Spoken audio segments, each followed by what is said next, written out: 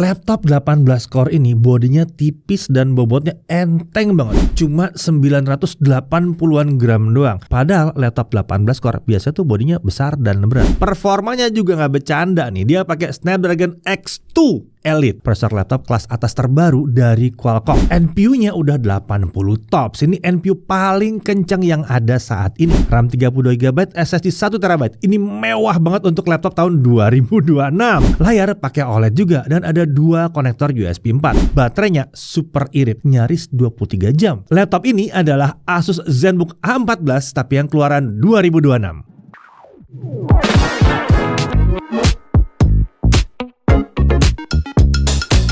Ya, akhirnya kita sukses nge-review laptop Windows yang pakai prosesor Snapdragon X2 series. Janjinya sih Snapdragon X2 series ini punya performa yang lebih kencang tapi baterainya tetap irit. Tapi sebelum kita lihat performanya, kita cek dulu speknya ya. Untuk prosesor dia pakai Qualcomm Snapdragon X2 Elite X2E8800. Fabrikasinya tuh 3 nanometer. Dia punya 18 core, 18 thread Qualcomm Orion CPU yang terdiri dari 12 prime core dan 6 performance core. Maksimum multi-core frekuensinya untuk prime core di 4 GHz, untuk performance core di 3,4 GHz. Prime core boost frekuensinya 4,7 GHz untuk single core dan dual core. Total cache memorinya besar, 53 MB. Integrated grafisnya pakai Qualcomm Adreno GPU X290. Sistem grafis ini mendukung API DirectX 12.2 Ultimate, Vulkan 1.4 dan OpenCL 3.0.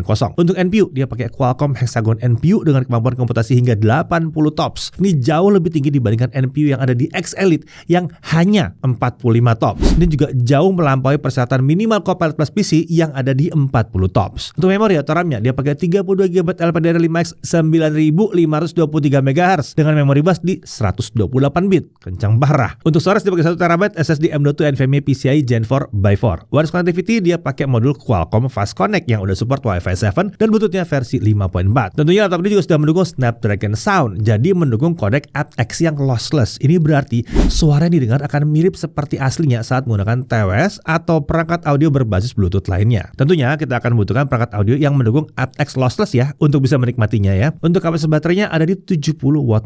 Ini cukup besar untuk laptop yang tipis dan ringan di bawah 1 kg. Untuk OS dia pakai Windows 11 body, form factor-nya adalah clamshell atau model laptop klasik ya.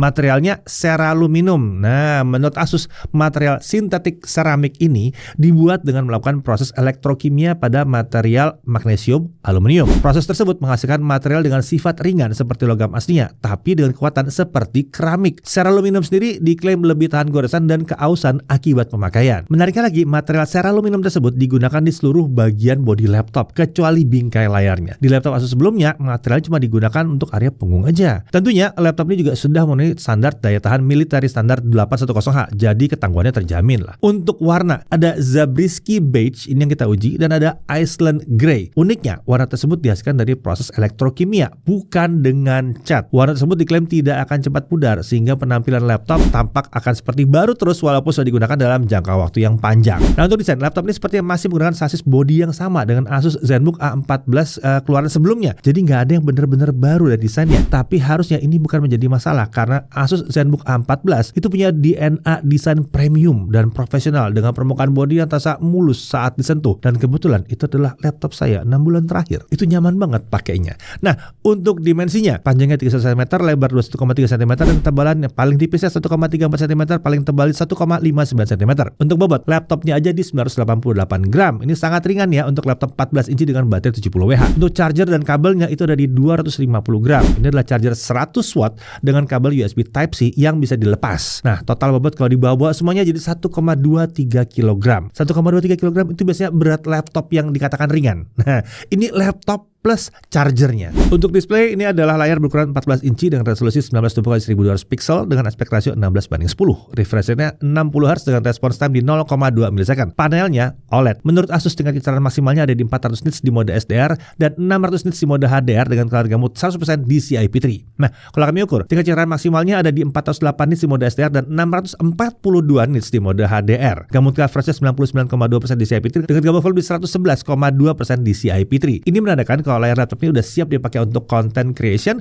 dan untuk editing yang serius. Mau dipakai kerja berjam-jam di depan laptop ini juga nggak akan bikin mata cepat lelah karena dia udah punya sertifikasi TUV Rheinland dan SGS Eye Care Display. Jadi tingkat cahaya birunya itu sedikit sampai 70% lebih rendah. Permukaan layar juga punya sifat yang glossy ya, jadi akan sedikit memantulkan bayangan dari objek di sekitar kita. Tapi ini memang normal untuk sebuah layar OLED. Dan hal ini justru sebetulnya membuat warna yang tampilkan tuh jadi lebih cemerlang. Nah, bingkai layar juga sudah menggunakan desain yang tipis dengan tingkat screen to body ratio mencapai 90%. Oke, laptop ini dilengkapi dengan kamera infrared 1080p 30fps. Tentunya kameranya juga mendukung fitur Windows Studio Effects seperti automatic framing, portrait light, eye contact, background effect, dan creative filters. Nah, saat aktif, fitur Windows Studio Effects akan di-load di NPU, jadi penggunaan baterainya akan lebih irit. Laptop ini juga dilengkapi dengan dua buah mikrofon yang berada di sisi kanan dan kiri kamera. Mikrofon tersebut juga sudah dilengkapi dengan teknologi Asus AI Noise Cancelling untuk meredam suara bising di sekitar kita. Kamera di laptop ini ternyata mampu menangkap gambar dengan kualitas yang mantep ya. Detail wajah kami dapat ditangkap dengan cukup baik dan minim noise. Mikrofon di laptop juga mampu menangkap suara kami dengan natural dan menghilangkan sepenuhnya suara bising di sekitar kami saat fitur noise cancellation-nya diaktifkan.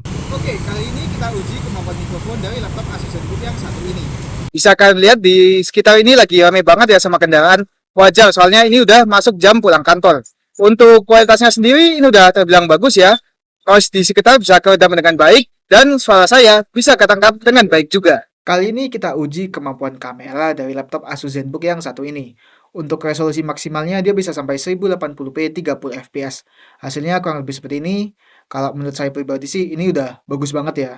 Untuk detailnya ini dapat, warnanya juga oke. Overall ini udah mantep banget kalau dipakai untuk misal meeting online maupun video call. Nah, untuk audionya, laptop ini dilengkapi dengan dua buah super linear speaker dengan arah keluaran suara menuju ke alas laptop. Kita bisa mengatur profil dan equalizer melalui software Dolby Setting atau dari My Asus. Laptop ringan ini ternyata punya suara yang lantang ya. Kualitas suara juga terasa memuaskan seperti laptop-laptop ZenBook lainnya. Bahkan, laptop tipis ini masih bisa menghasilkan suara bass yang terasa bulat dan cukup dalam. Oke, untuk konektor, di sebelah kiri ada satu HDMI 2.1, lalu ada dua USB 4 40Gbps yang sudah mendukung power delivery, display output, dan perangkat-perangkat Thunderbolt. Kemudian ada satu 3,5 mm audio combo jack. Di kanan ada satu USB 3.2 Gen 2. Nah, untuk keyboard sebenarnya nggak ada yang benar-benar baru ya di sini. Bentuk tombol, tata letak, dan kenyamanan pakai tetap mirip seperti ZenBook A14 versi 2025. Travel distance-nya juga sama, masih di 1,3 mm. Tentunya keyboard ini dilengkapi dengan lampu backlit warna putih dengan 3 tingkat kecerahan yang bisa diubah dengan menekan tombol F4. Backlit itu juga punya mode auto di mana lampu akan otomatis menyala saat ruangan jadi gelap atau meredup saat ruangan dalam keadaan terang. Nah, untuk touchpad ini ukurannya adalah 12,7 x 7,9 cm dengan desain sisi pinggir atas yang tidak bertepi. Posisinya cenderung center to body tapi tidak sejajar dengan tombol spacebar. Touchpad ini punya fitur palm rejection ya, jadi kursor mouse tuh nggak akan bergerak walaupun telapak tangan kita nggak sengaja menyentuh permukaan touchpad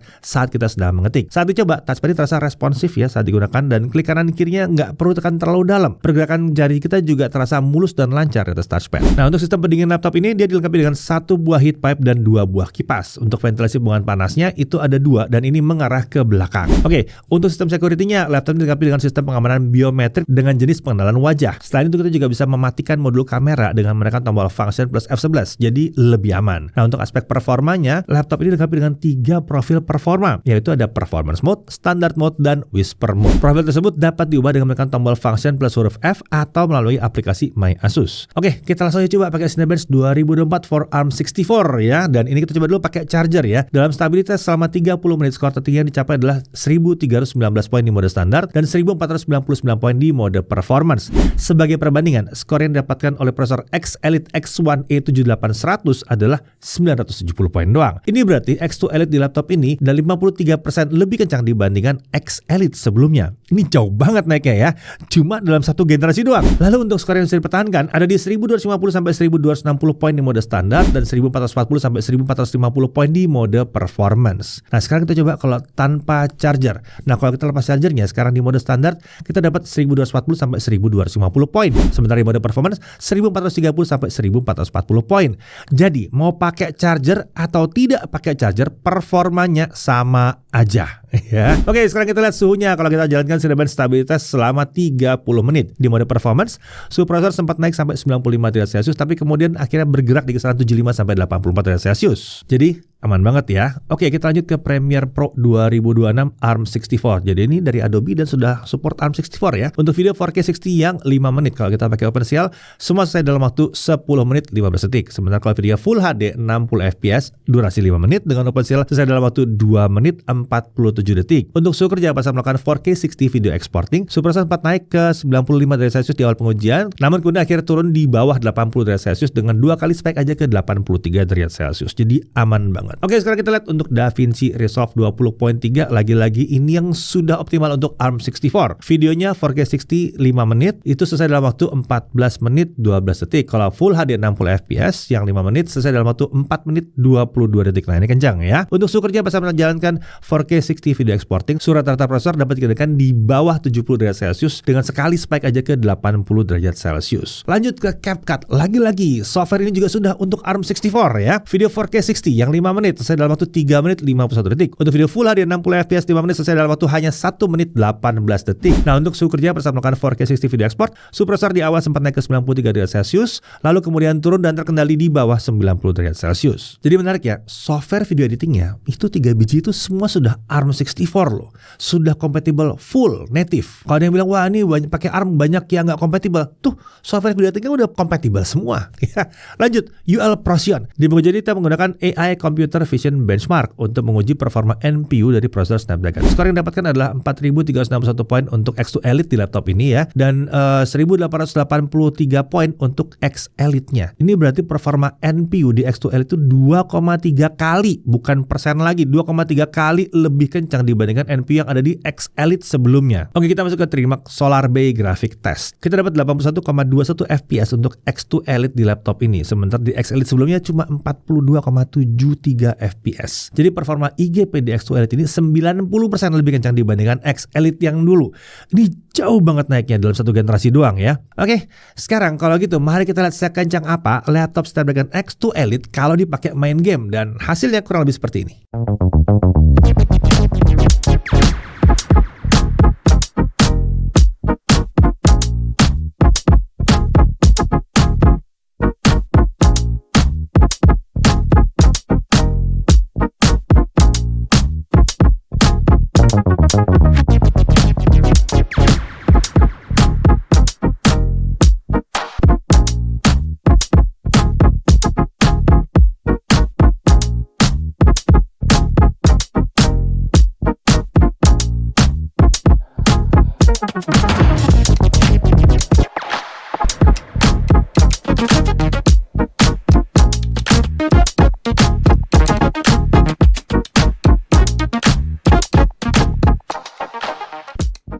Oke, sekarang kita lihat suhunya. 30 menit main Cyberpunk 2077 ya. Suhu prosesor terlihat bergerak di rentang 66 sampai 76 derajat Celcius. Untuk suhu permukaan bodi setengah jam main Cyberpunk 2077. Untuk keyboard, area paling panas ada di tengah dengan suhu berkisar 42 sampai 43 derajat Celcius di sela-sela tombol keyboard. Suhu tombol keyboardnya sendiri aman di bawah 40 derajat Celcius. Tentunya suhu area panas tuh aman banget di bawah 35 derajat Celcius. Perhatikan ya, suhu tinggi ini hanya dicapai kalau kita jalan aplikasi berat seperti game, dan ini waktunya cukup lama. Kalau dipakai buat ngetik, bikin Excel, browsing, nonton, streaming film, suhunya tidak pernah mencapai setinggi itu. Oke, sekarang kita tes kecepatan dari SSD-nya dengan Crystal Disk Mark. Ini spesial lagi ya, software benchmarknya aja udah for ARM64 di sini ya. Kecepatan bacanya terlihat 7067 MB per second dan tulis di 6010 MB per second. Ini sih memang sudah SSD PCIe Gen 4 kelas atas, udah nyampe 7000-an. Oke, sekarang kita lanjut untuk pengujian daya tahan baterainya. Tingkat beratnya kita atur ke 150 nits, volume suara 25% dengan mode standar. Untuk 1080p local video playback kita dapat 22 jam 48